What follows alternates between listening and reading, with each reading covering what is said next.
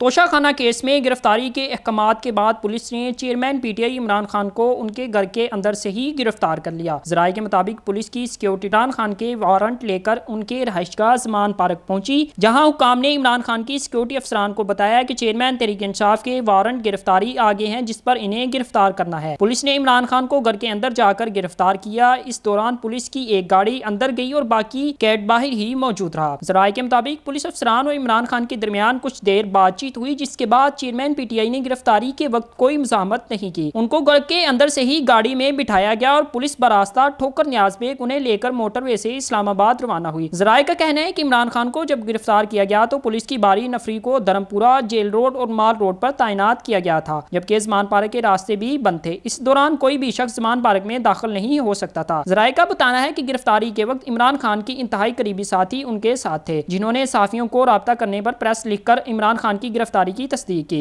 जराये के मुताबिक गिरफ्तारी के वक्त चेयरमैन पीटीआई इमरान खान की अहलिया भी मौजूद थी। इस दौरान 11 के करीब इमरान खान की जाती गार्ड्स भी मौजूद थे, लेकिन इस दौरान कोई मुज़ाहमत देखने में नहीं आई।